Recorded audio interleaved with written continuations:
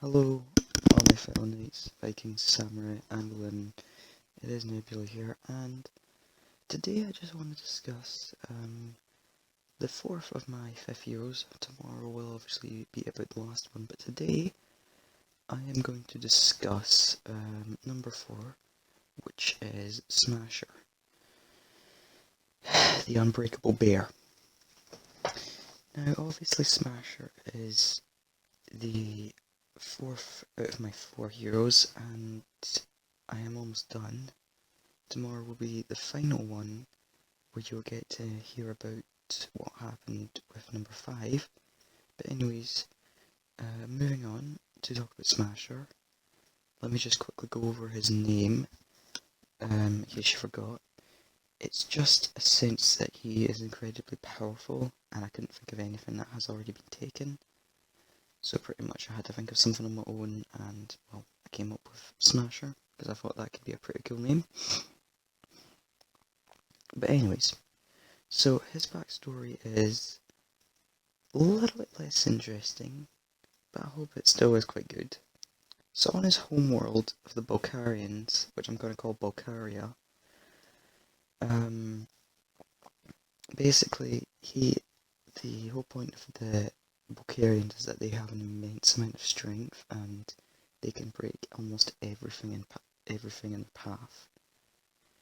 And let's just say people in their world fight obviously quite a lot, and one day their enemies, which I won't give away the name, came to their world and pretty much just started attacking them, which at this stage Smasher himself is obviously very young at this time, which in turn means that he can't obviously fight. This is when he's out playing around. Now, pretty much what happens is everyone in his home world, in his home city more or less, basically gets killed one way or another. And then he basically comes back to witness all the destruction. Keep in mind at this time that he is very weak, he's not fully matured yet, but let's just say he changes. He sees all this destruction and he just breaks. He punches the ground so hard it causes an earthquake and splits the world in two.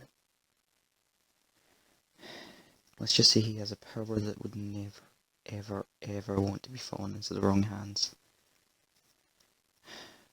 He runs into this city to try and save people. Keep in mind this is before he splits the planet in two. He meets his dying brother, which I won't reveal the name of by the way, and he tells him he must not let what happened to our world happen to anything else. They told me, the enemies, that they would be heading to a new world, a place light years from ours, called Earth. You must stop them, save this world, and become a hero. So basically after he punches the planet in anger out of his brother's death, his family's death, his whole kind's death for that matter, he finds a working teleporter and decides to start fixing it so it actually becomes working, Heads to Earth, and let's just say the enemies were watching him at this time, so they followed him, and the whole story evolves from there.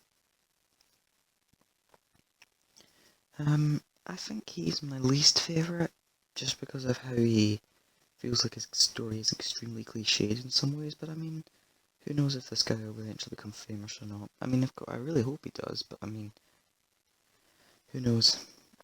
Anyways, that's all about his backstory. In terms of his design, he is quite, he's a bear-like creature, and he has a sort of animated bear face like everyone else. Think of it more like cute-like though, nothing, weird. He has a small furry tail and he has claws.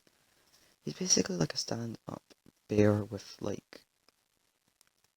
basically looks like picture it like this. He basically looks like a naked human with fur covering pretty much his feet up to his shins, and then knees up to her blocks, and then his armpits are showing, and then it's kind of like that almost, but obviously his skin isn't coloured like that, he's different, but I'll have the details in the description hopefully. But anyways, that is all for now. Please do leave a like and subscribe if you haven't already, and this is Nebula out. Hope you have a good day.